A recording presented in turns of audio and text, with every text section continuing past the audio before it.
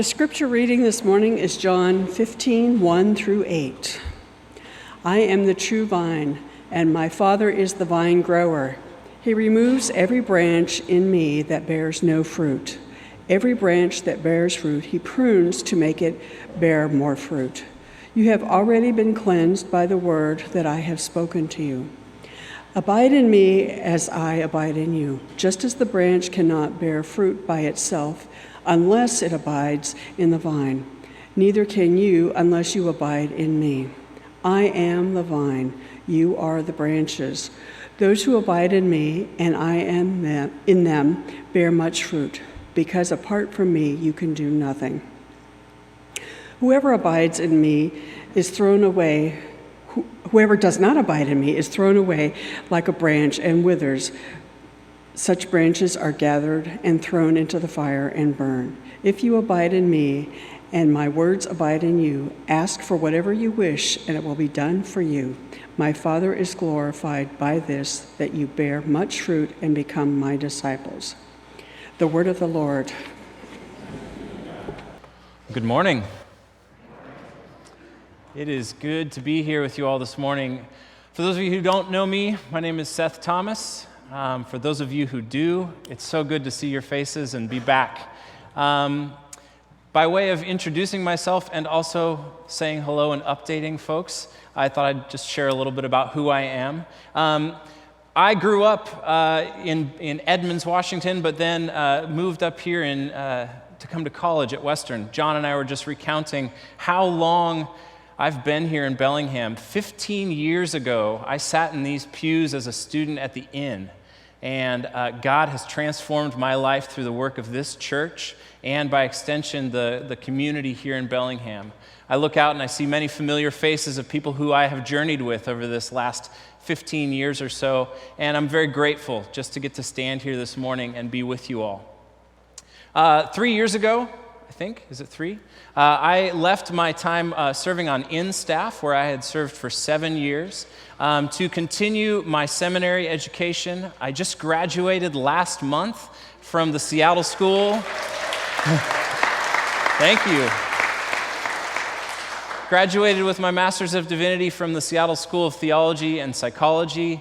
I had the joy of being in seminary alongside Lindsay Anderson, who was also finishing her Master's. And this last few years have been a journey of transformation. God has been working in my life, showing me ways that I'm being called into further ministry and service. I'm currently serving over at Birchwood Presbyterian, on the other side of town. And where I lead worship on Sundays and help support Pastor Greg Ellis there. So this is a joy to kind of take a little bit of a Bellingham weekend and be with my other family at First Pres.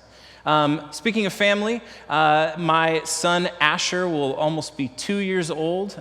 He'll be 2 in September, and I'm just grateful for the support that this community has provided to Stacy and myself over these last couple of years as we've been new parents, as we've been finishing school, as we've been trying to figure out what God is doing with our lives, calling us into our work. So a thank you. Many of you have been praying for our family over these last couple of years as we have transitioned from our work in college ministry into the next things that God has had for us. And so I just want to say thanks before anything else for this amazing community. Good to be back with you all today. One of the things that excites me about being here with you this week is it's a chance to share a little bit about how God has been working in my own life and how I think God is calling all of us in this particular season, summertime, to reconsider some of the ways that we are abiding in the vine. What does it look like to abide and live in the vine of Christ daily? What does it mean to root that in our daily existence, not just as some abstract idea, but what does it mean to live as people who soak up the water and eat from the earth and live in the vine of Christ? I think we can see some interesting things from this passage, and I'm excited to share them with you this morning. As I say, I'm grateful for this community. I'm glad to be here. The image of cultivating the vine of life, living in this, what I would call an old vine faith. It's been so close to my heart these last few years. The journey of being in seminary and being in such a process of formation, it's a time when you have to take apart everything. You start to unpack all of who you are and start to discover that God has been writing a story with your life. That the earth of your life and the seeds that have been planted are now actually starting to germinate and starting to grow and starting to bear forth fruit. And for each of us, we pass through these seasons ourselves. You may be in a time where the fruit of your life is being, you are sharing it with the world, where you feel like you're going in many directions and God is using you in all kinds of places. You may also feel like this maybe is a time in life where you are needing to let the seed grow a little bit longer, be planted in the ground and nurtured under the soil for a period. Maybe it's a period of some dormancy. Or perhaps even this is a period where some things have to die and wither.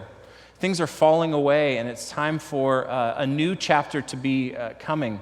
But maybe the plant, the vine in your life is a bit withered. May you hear that there is good hope, whatever phase of this you're in. That the vine of Christ is robust, strong, and when we abide in it, bear much good fruit. Through this process of school, we did a lot of unpacking of who we were, and I did this through writing papers, through prayers with many friends and family, through the work of mentors, through this whole process of just considering what God was doing. And it was a process of identifying what were the healthy branches on the vine in my life, and what were also the branches that were withered and needing to be ripped back. What, in a sense, had become gnarled and tangled. What needed to be cleared and stepped away from? What was choking back and what was also bringing life? We all belong to the vine. If you hear nothing else, hear that today. The vine of Christ, you are a part of it. You are a branch that has good fruit to bear. It's so important that we remember this, especially as we live in a time where we have to ask the question of what source do we feed from? What vine do we belong to? It seems to me now that as more maybe now than ever, we have so many things in our world that vie for our attention, that are trying to say, participate in this vine, drink from this source, follow this person. Amen? To say that the world is vying for our interests and our allegiances is an understatement. We live in a time when when metaphors like sour grapes or withered vines conjure up and evoke all kinds of images from our media, from our news, from the world we live in. We're enticed to join into this fray, to eat the fruit from these vines that's become bad, that's gone twisted, that's gnarled. There are many bitter cups to drink from that might choke off the good fruit of humility and mercy and justice that God is calling each of us to bear in this world. Everywhere we turn, we are offered an answer. We're given an idol to worship. We're promised an ideology that will renew all things and return us to a better way. But Jesus' reminder in this text tells us that he is the vine and we are the branches. And that this vine is something that will bear fruit that is joyful, that will cause celebration, that will bring us into moments where God's glory is witnessed in the world.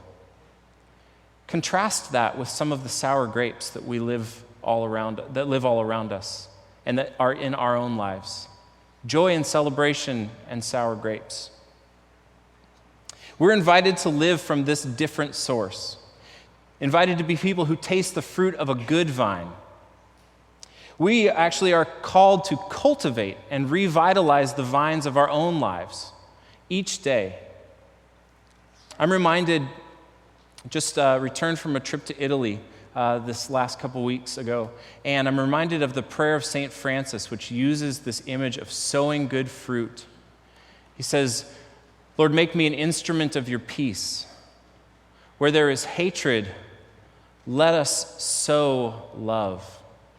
Let us plant love, abiding in the good vine. Living in the vine, abiding and remaining in this is about cultivating goodness and cutting out what is withered. So like I said, Stacy and I, with our son Asher and some friends, just returned from a trip to Italy. We were there for 2 weeks. We went to Rome and then saw a bit of the countryside. And one of my favorite parts of this trip was late in the second week we were there, we found ourselves at twilight driving into a beautiful old winery, vineyard. And you can see just the sun was setting over the Tuscan fields. It was a beautiful day, but it had started to cool. And we walked in and we were toured around this winery by the wine owner and his daughter, who was in college, who translated for him, and his wife. They took us through this old farm and into this deep, beautiful cellar, told us stories about how this winery dated back to the days before the Roman Empire, and it was just an amazing experience. And one of the things that stuck out to me about that particular winery was that they only grow one kind of grape. You know, many wineries will kind of use different types of grapes, different varietals, tried to kind of cultivate different crops so they can have a variety that they then share in bottles, but they only cultivate the Sangiovese grape. And what they do with it is they make 3 different kind of wines. They make a rosé, which is like a lighter red wine, kind of refreshing wine. They make a regular red, and then they do a premium reserve red with that one grape. 3 different kinds of wine, 1 grape. And you thought, interesting. This guy knows a lot about wine. He cares a lot about that. But I think immediately I started to connect with the story of John, that John is telling, that Jesus is saying about living in the vine. There's a sense that each of us, the vine that we are a part of, we have a particular way that God is going to use our life. We have particular gifts. We are our own varietal, as it were. And that God has called each of us to use those gifts in the world in particular ways. So what I would wonder is, as we hear these words today, I wonder, what is the gift that God has given you to cultivate? Are you a peacemaker? Are you a justice bringer? Do you speak words of truth where no one is willing to say something? Are you someone who sees the outcast and is willing to step in and be a part of life with them because it's a natural gift for you? What is the gift that God has given you to share? I imagine if you looked around at each other in this room, you would say, oh, I know that person's gift. I know that God has given them this ability to speak to me in peace and love that no one else can. Or they're a great listener. Or man, they're good with kids. Look around and consider that as we sit here together. What is the vine that you are to be cultivating? As we were standing at this simple, elegant winery, Colle Santa Mustiola, in the village of Chiusi, I was overcome by this connection between an earthy, tangible place where vines were being cultivated and the sense that we are called to cultivate the vine in our own life. That Christ is actually working something out in us as we work out our faith. There's a sense that we are deepening, growing more rich in the process of learning how to simplify and focus our lives around the call that God has put on us. It's helpful for us to remember perhaps how Jesus' hearers would have heard this passage. One first thing that they may have connected with is that the vine and the branches image, metaphor, is about it's about caring for fruit-bearing plants. Now, we live in a world that's somewhat disconnected in many ways from the cultivation of plants and fruits. I know many of you probably have gardens, but a lot of us just go to the store and pick our fruit off the Hagen counter and don't have a connection with that. But the hearers of these words would have connected that Jesus is talking about a very practical, tangible thing that they all would have known with their hands and with their bodies. I think that's helpful for us to remember that these would have been heard in a way that was calling them towards making life flourish all the more, called towards cultivation. They would have also quickly connected this passage with the story of Israel. There are images throughout the Old Testament of Israel being the vine that was flourishing and strong, and also a vine that at other points was withered and needed to be cleaned, pruned, winnowed back, made to grow fresh again. When Israel would be in times of flourishing, the fruit that they would bear would be a witness to all of creation.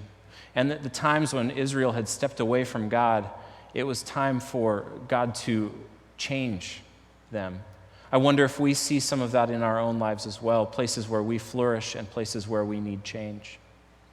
One other, and I think most appropriate contextual piece that I think the hearers would have heard is that Jesus is giving them these words to clarify that vines, and particularly wine grapes, grow in adverse situations.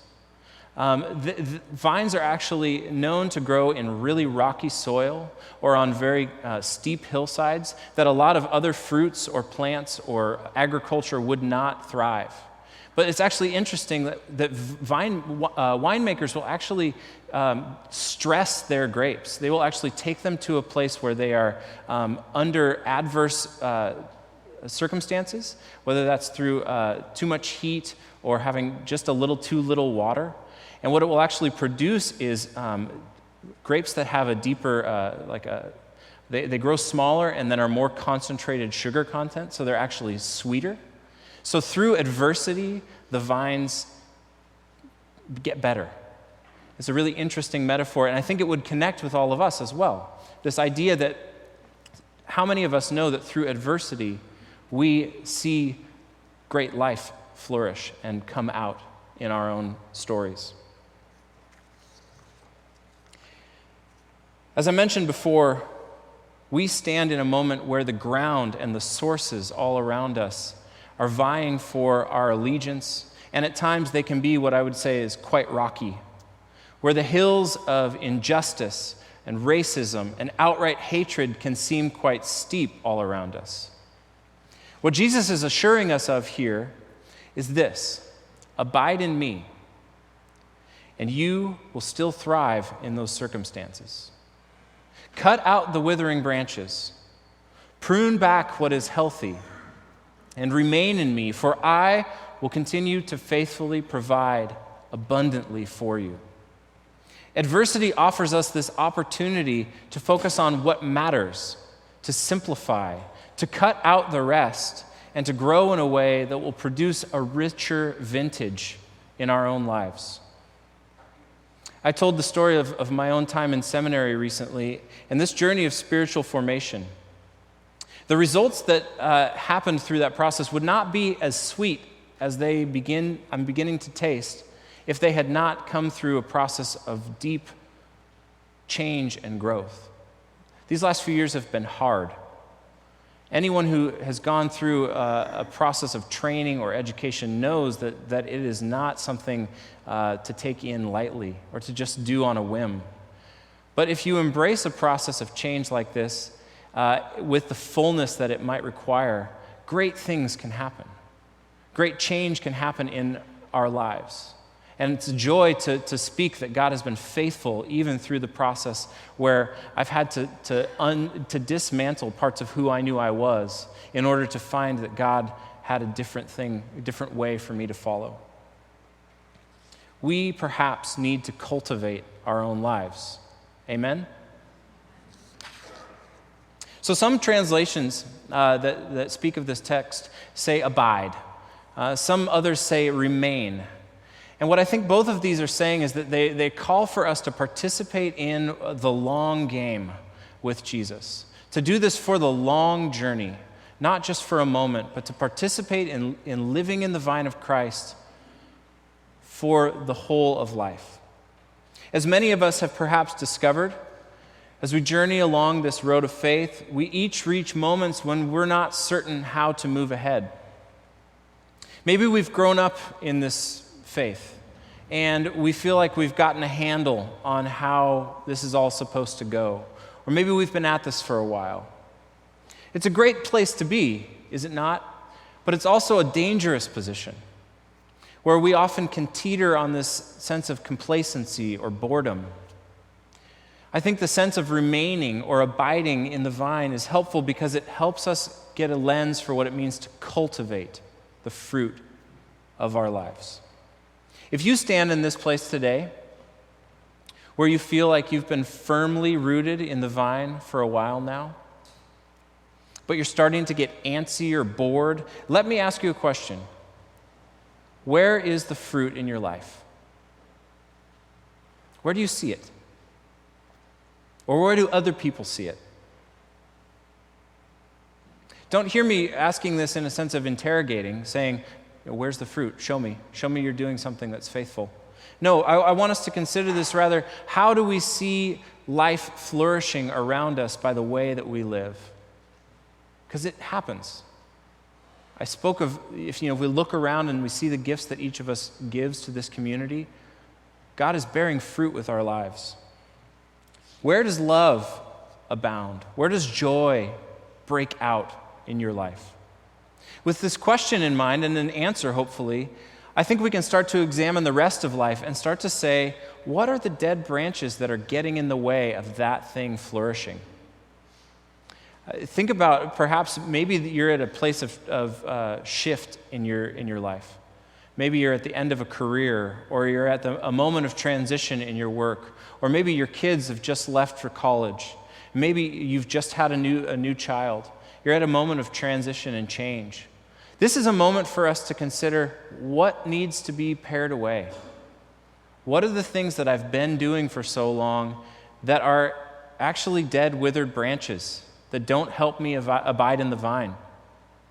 Perhaps this is a moment for us to step back and take some of those pieces away. But also with this idea that we bear fruit and that we bear good fruit that changes the world, that's transformative, I want to ask, what's the place that needs pruning, that needs developing? What's the thing you're devoting 5 hours to a week that you need to devote 10 hours to a week? What's the fruit that you see bearing every so often that you know if you only leaned into it more, God would call it out into this beautiful, flourishing vineyard of life? I know you each have that. And I know that one of the beauties is that many of us have identified those places and are living in that vine, living as branches that bear good witness in the world to that fruit. That is good news. And that's transformative news. It changes this city when you live in the branch and in the vine that God has called you to live. So keep doing it. This is a call to cultivation. Jesus is telling his disciples, he said it in the passage we read, he says, you have already been changed by the way that you have been living in the vine. Hasn't the message already changed your lives? It's not something that takes forever. It's something that begins to happen immediately. Of course, it's helpful to read this passage with eyes on the places of our own brokenness as well. The places where we feel cut off from the vine. It's important for us to identify places where sin has broken in and has created those gnarled, sour grapes and fruit. And that's the place to cut away. That's the place to ask for someone else to participate in with you, cutting that out and helping the new life that would grow in the space where there had been gnarled brambles to flourish. So I have blackberry bushes in my yard. It was interesting. I was just with some friends at a dinner, and they were talking about a friend who had moved from the south who went into a landscaping or a garden store and asked, where can I buy a blackberry bush? Like you want to plant a blackberry bush. And we all chuckled because we know that this species just kind of, it's invasive. It will grow anywhere and everywhere. And thankfully, we're at that point in the year where the blackberries are almost all starting to pop out. That's the best part of the blackberry bush every year. But the rest of the year, they start to kind of crop up in my blueberries or under my grass or in my neighbor's yard. And if we want the other things in our yard and in our lives to flourish, we have to cut out the blackberry bushes. We have to say, yeah, the fruit of this is great 1 week out of the year, but otherwise it's a pain and it's invasive and it's not helpful, so we need to get rid of it. Consider that. What is the sin, or what is the brokenness, or what is not even sin, but what's the lesser good in your life that needs cutting back, that needs trashing, stepping away from altogether? I think that's what Jesus is trying to encourage here as well, that the dead branches have to be burned up, that sin and its effects have to be eradicated, cut out as cleanly as possible, as completely as possible. The things that we do that destroy our relationships with each other, cut them out. The idols that we stand before and say that they will bring about change and that they deserve glory, cut them out. The lies that we tell that undermine the character of who we are and who we know Christ has made us to be, cut them out. The process of cultivating, though, is much more subtle. It needs to be done with much more care. You can go and you can slash and burn when it comes to cutting away branches, but when it comes to finding the places that good fruit is being born, that needs to be done with a subtle hand and carefully and with one another. One of the places that I've found in my life that I think bears fruit, and I hear that from other people and from the joy I get from it, is that I enjoy writing. So thankfully, I've been in school for the last 4 years. They gave me plenty of that to do. But now I'm in this process where I have to say, all right, how do I cultivate that practice today so that it continues on? How do I make space in my life, not for other things, but to actually spend time writing? How do I use every single word that comes from my mouth to bless other people and that is written by my hand? How do I give those gifts? And I have to start thinking, what are the lesser goods that have to be pared away? What are the weaker branches of the vine that I'm living in that Christ is calling me to say, that was for a different chapter? Step back from that. Do this less. Do this more. Make space for the gift that you have to give. Before we are awakened to what it means to live in the vine, to cultivate, to cut away, to bear good fruit, before we did this, we were unfocused, untrained. We were living haphazardly, pulled in so many directions. But now, as we live in the vine, we find that we can have a life that has singular focus, that a life that is simple, a life that is in more deep connection with the person of Christ, because we are living in the fruit that Christ is trying to bear in our lives. We're renewed by the knowledge that living in the vine, we no longer have to be all things to all people, but instead we can bear the particular fruit that God has made us to bear. In closing, I just would ask you to consider a couple of things. What needs to be cut out from the vine in your life? What would clear away distraction, destructiveness, or simply sour grapes? What needs to be cut away? And second, again, what is the fruit-bearing branch that is in your life? What is the gift that Christ is calling you to bear?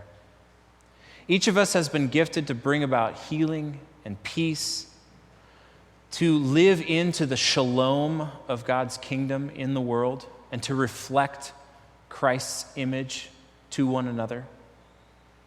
We each do this in our own way, collectively, with one another. My hope is that you might begin this morning and in this process of summer where things are maybe a little slower, maybe this is a time when you can begin to cultivate something. What's the gift you can cultivate? What's the fruit? And I pray that there are many of you who are inspired and excited by that call and that question. How might you bear more fruit today? The good news of all of this is that we are not alone in this process.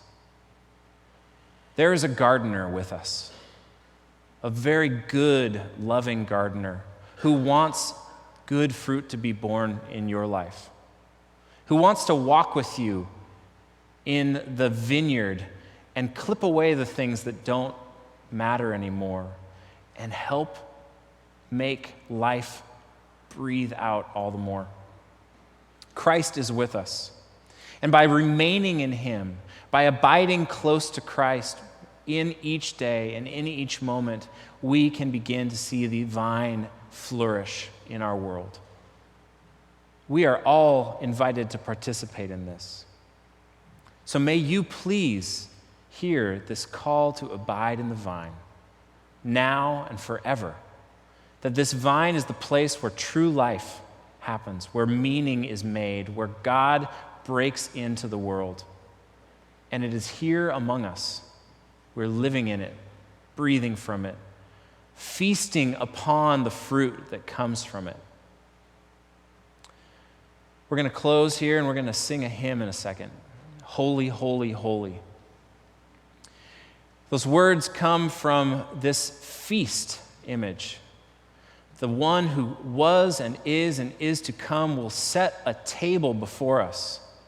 And we will have a great feast together where all the fruit of the world, both the figurative fruits of our lives, the ways that we live out the good, the true, and the beautiful, glorifying things of Christ, where we feast upon that goodness, and also rich fruits and vegetables, meats and breads. We sit together and we share at this banquet. And in the end, as we have all abided in the vine, as the grapes have been crushed and the wine has been made and the bread has been kneaded, we will stand together and glorify the gardener, glorify the Creator, and say, holy, holy, holy. So, would you please stand? And can we sing this together as a foretaste, as something that helps us remember where we will be together here this morning? Let us sing together, holy, holy, holy.